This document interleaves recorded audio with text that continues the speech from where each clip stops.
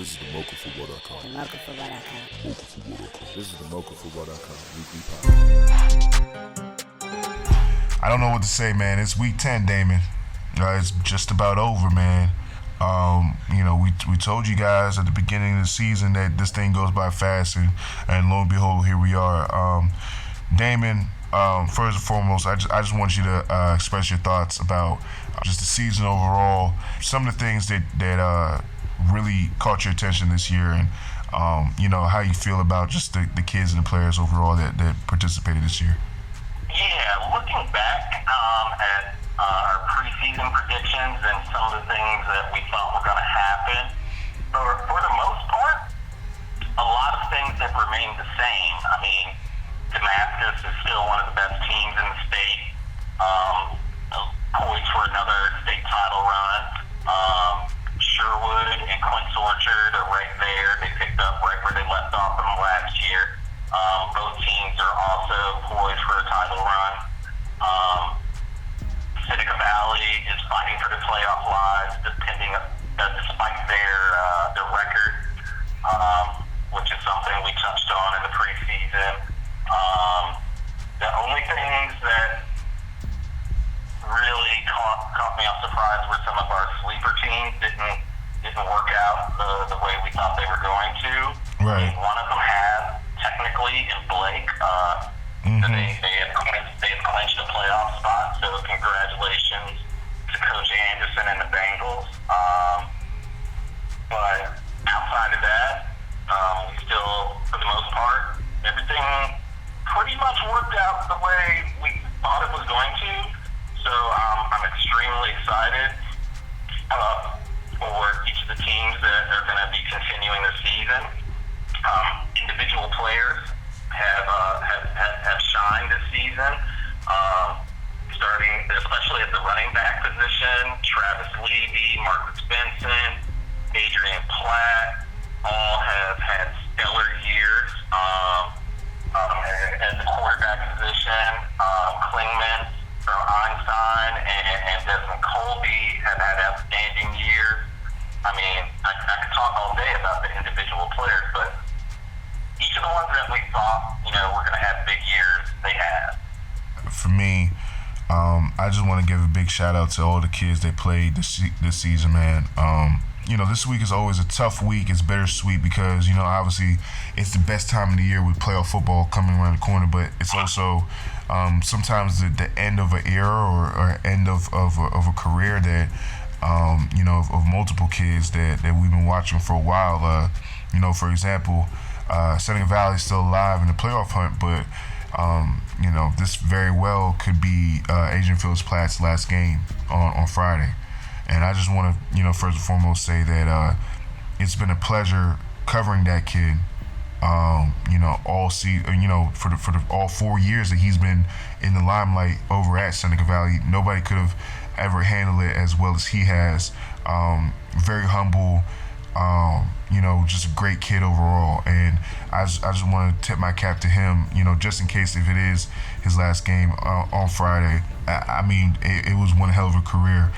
J.D. Guerrero, Friday might, is probably going to be his last game in Paint Branch, in a Paint Branch uniform. Stellar, again, another stellar career.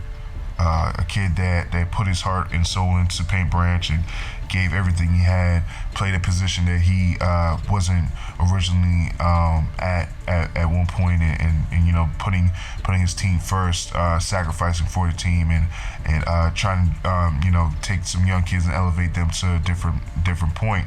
So to me, that's what I'm going to be focusing on are those kids that are probably not going to be making the playoffs, but had great careers and give a lot to this county and made an impression on their respective programs. But with all that being said, there are still going to be games being played that have a lot to do with the playoff format, and our game of the week, we have Blair hosting Damascus. Damascus coming off of one of the most dominant wins I've ever seen in my life, putting up 56 points on Seneca Valley in a half.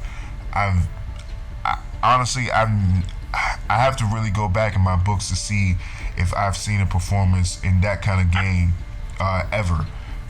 And Blair is coming off of a win where they had to come back versus Einstein, and in a very heated matchup, a rivalry matchup. Obviously, Blair is still fighting for a lot. Blair understands if they beat Damascus, they can elevate themselves to a certain point where they can possibly get to the 2 seed and have a home playoff game, the first round, which will be a huge thing for that community and just Blair football overall. As for Damascus, I don't think they want to slip in any way. They are clicking on all cylinders. There's very little stopping them from going back. From repeating as state champions. I think that they want to finish this off as a perfect season and go into the playoffs and just remain perfect. I think that Blair has a very good shot of scoring in this game. I don't think that Damascus has seen a passing attack like Blair. So I think that it's a very good chance that Blair might be able to put up some points, but at the end of the day, and I think you're going to go into detail about this as well, I don't think that the Blair defense can hold up versus the Damascus offense, especially on the ground with Jordan Funk and those boys up front. We've detailed what Sherwood was able to do on the ground between Maboni and also Travis Levy. Now you go to even the Northwest game, which Blair won. Juwan Ferrari and Khalil Owens were able to do to them. Was also concerning, when it comes on to the Blair Blazers. So looking at all that, I just don't see a way that Blair can stop Damascus on a consistent basis on the ground. And if that's the case, then I think that Damascus is probably going to win this game. I'm going to go with Damascus 41, Blair 14. So Damon, what do you think? What do you think about this game, man? You kind of have the contrast of styles in a passing team and a running team. What do you think about this game? How do you think that these two contrasted styles, almost like, styles make fights, how do you think that this is going to play out? Yeah, you nailed it right on the head. This is definitely a contrast of styles. Blair with their high-powered aerial attack, and Damascus with the classic ground and pound, with a little sprinkle of speed, especially with Marcus Benson in the backfield. I see this game playing out similar to it did last year, despite Blair's obvious advances during the season, as shown by their 8-1 record. Mm-hmm. They have a playoff spot already locked up, another winning season in the books for them.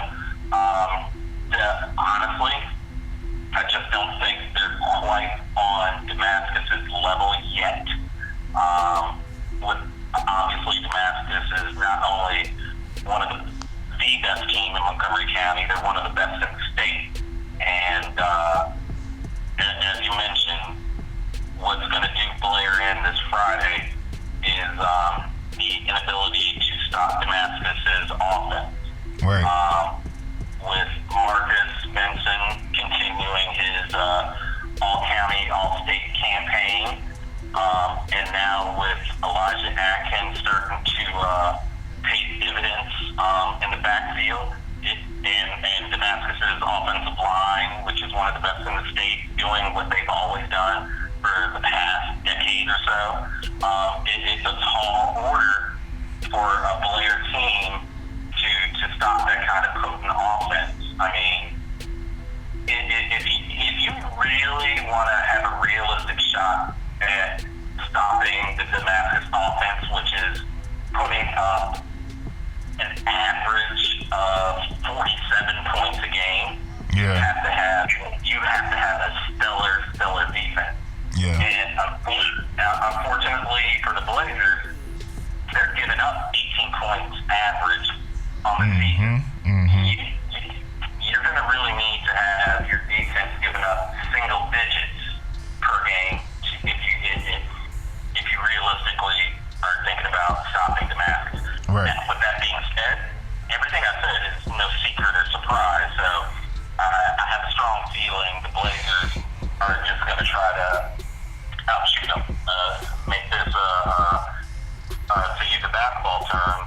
and gun. Yep. And just try to outscore them.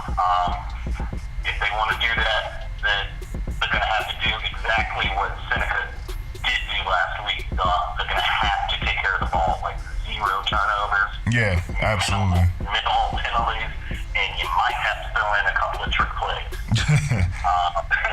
So, yeah, with all that being said, I have the Swarming Hornets coming out on top, 45 to 24. Okay, that's a respectable score.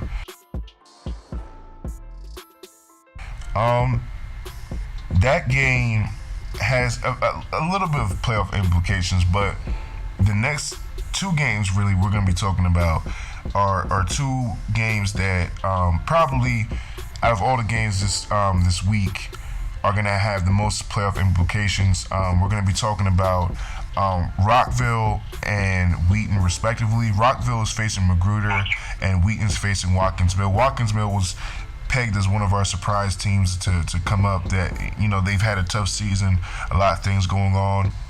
They're at 3-6, and they're facing Wootton, who's at 4-5. And Wootton is looking to make the playoffs for the 2nd year in a row, which will be big for that program. But they have to beat Watkinsville because Rockville is nipping at the heels. If Rockville can beat Magruder and Wootton loses to Watkinsville, which is a very strong possibility, Damon, then we're looking at Rockville making the playoffs for the first time in a while, and Wootton staying home. How do you see this whole thing playing out?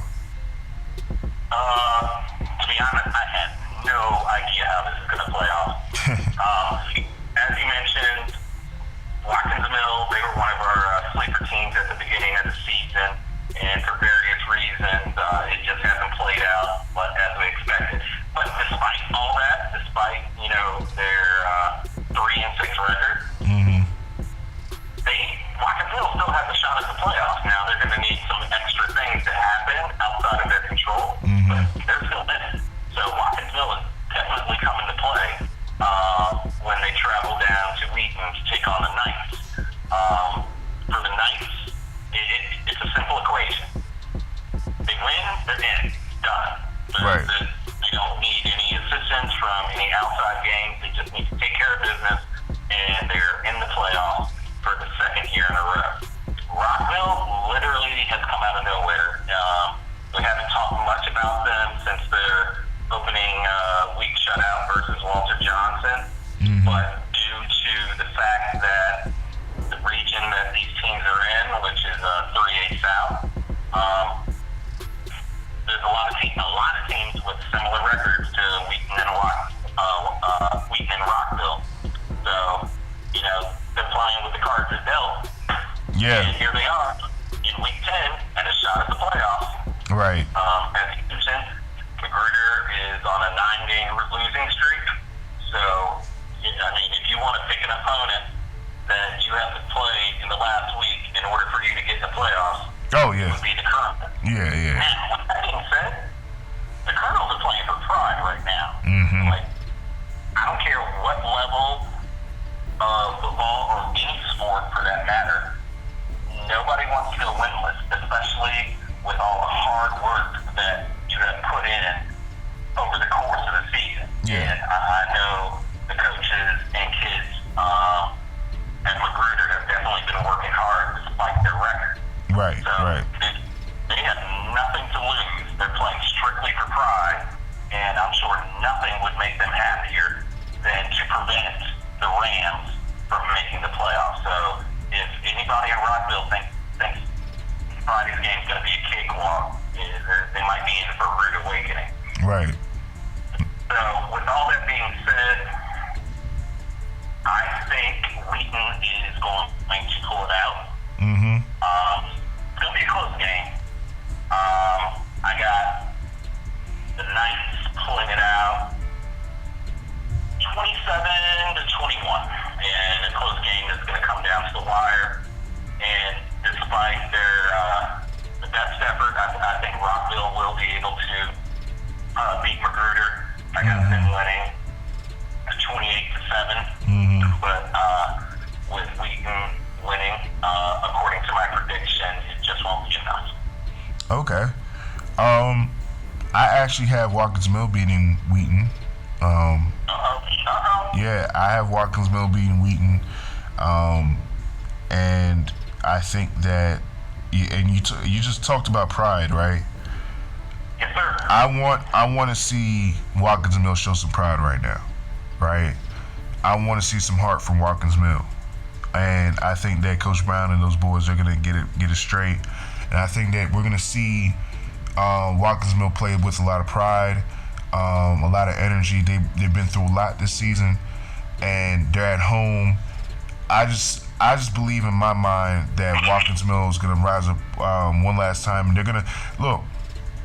As bad as this season has been for Watkins Mill, they're gonna be going into next year with arguably one of, if not the best player in the county in Markel Grant. Why not send yourself off if you're not gonna make the playoffs?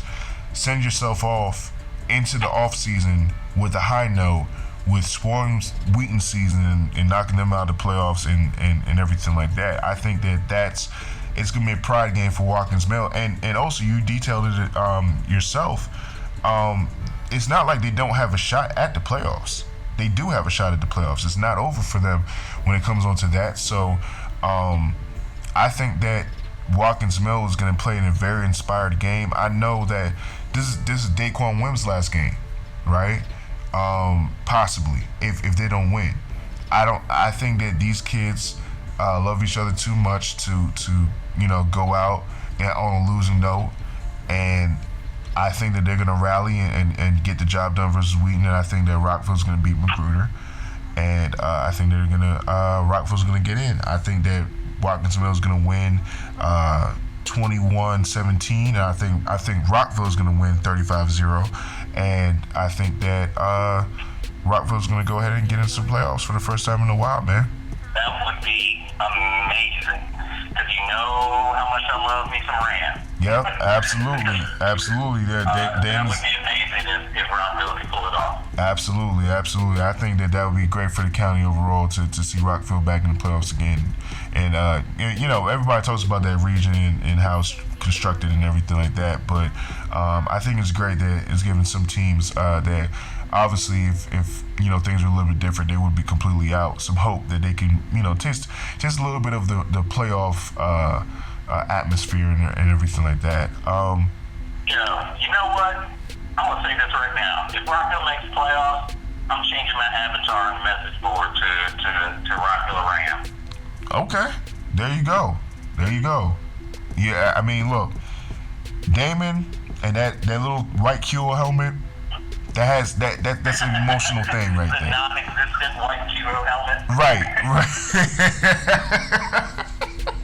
Right.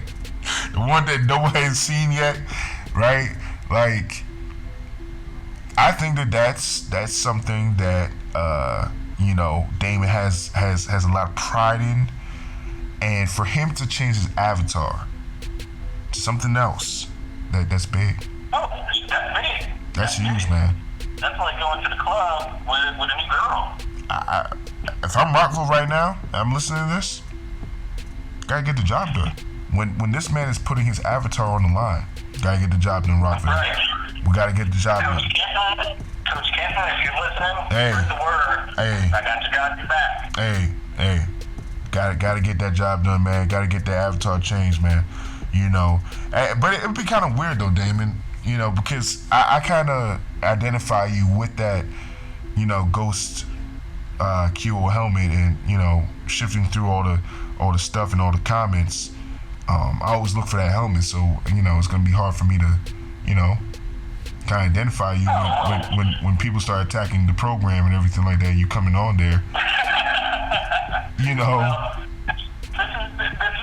won't be permanent. Let's not get carried away. Okay, all right, okay. But I'm willing to step out on this little fling with Rockville for a hot second before I go back to my main squeeze. Okay. All right, I respect that.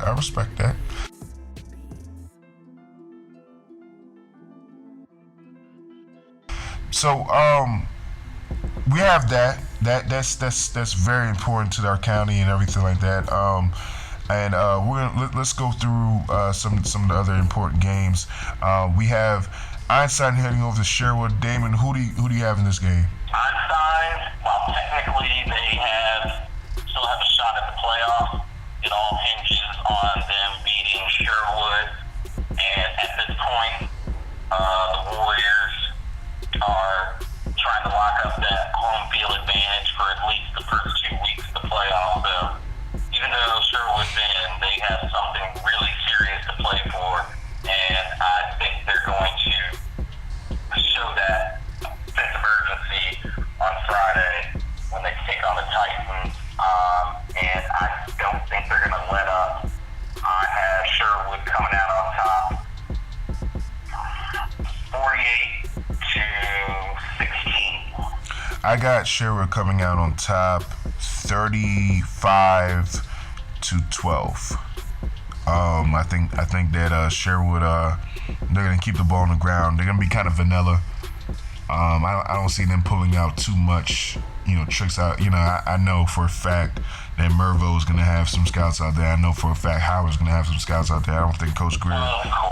Yeah, I don't think Coach Greer is gonna show them too much. I think they're gonna play close to the vest. I see Sherwood putting up at least 28. Maybe all of their points are going to come in the first half, and I think they're going to kind of dial it down after that. We have the Quince Orchard Cougars hosting the Paint Branch Panthers.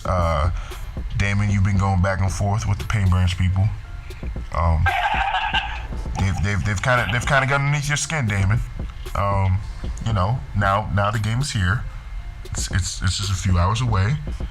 What's going to go on, Damon? What's up? I really don't have too much to say about this game. I got Quince Orchard coming out on top, 50-7.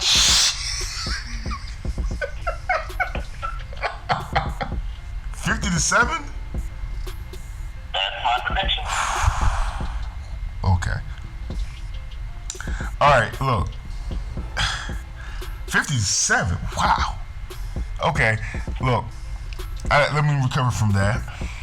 I think that Paint Branch showed a little bit at the Sherwood game that they can compete with some of the big dogs and everything like that. I think that Paint Branch got a talented team. I really do. I think that Paint Branch is young, and I think that they could, give QO some problems if things can go Paint Branch's way. A few bounces here, a few bounces there. Ultimately, I got QO winning. 42 to 17. But I don't think it's gonna be easy 42. I think that they're gonna, that Paint Branch is gonna make them work for it a little bit. I think it's gonna be like a 4-quarter kind of 42, not a Damascus first half 42 maybe. You know what I'm saying? I think 50. Whew, man, that hurts. 50-7. Look, Paint Branch. If you're listening to this, that's bulletin board material right there, man. Damon, I think you might be feeling Paint Branch's fire, man. That's fine. I told you I really don't have much to say about this. Okay. All right. Cool. So, and we're the detailed Damascus and Blair, and last but not least, let's talk about this Northwest Wootton game. Damon, who you got in this one?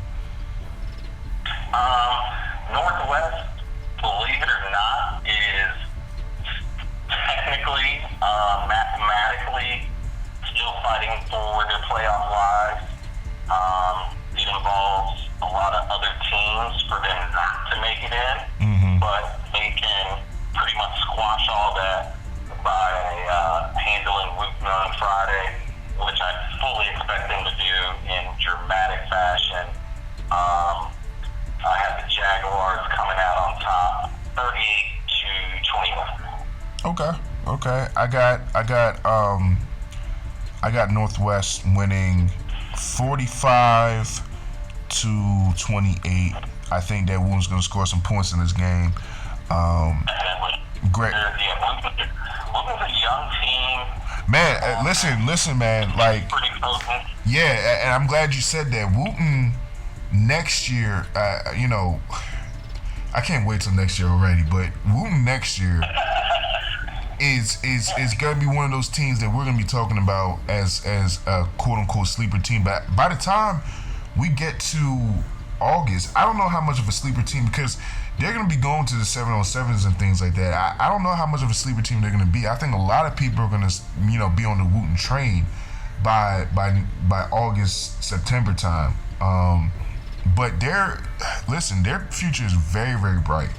And maybe they started off with this game right here. I don't know.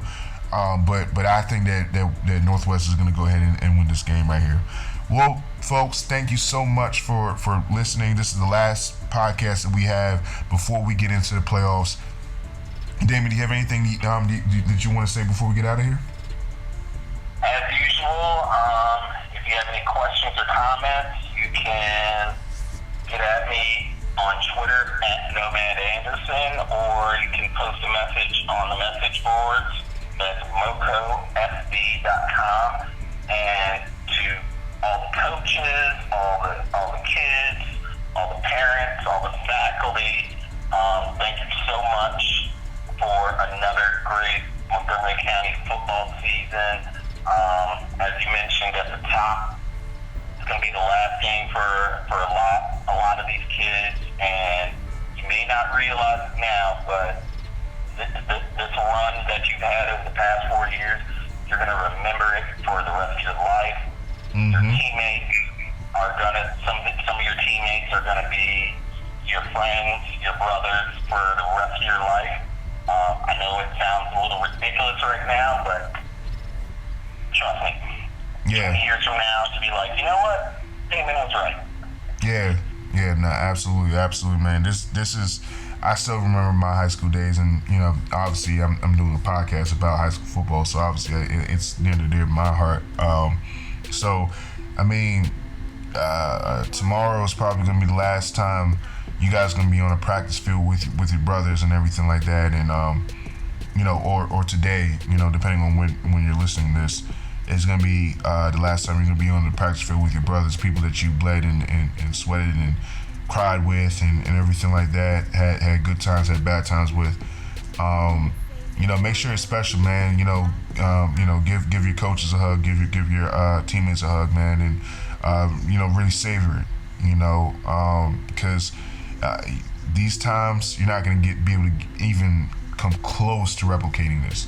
This is one of the best things that's going to happen to you in your life, and just make sure you savor every single moment that you have with your teammates and everything like that, no matter what kind of season you have. Whether you're one of those teams that haven't won a game, whether you're a team that might not have lived up to expectations, or whatever the case may be, throw that all out of the window for that period of time, and really enjoy the time that you have with your teams. All right, everybody. Thank you so much for joining us, and we'll see you next week, and we'll be talking playoff football.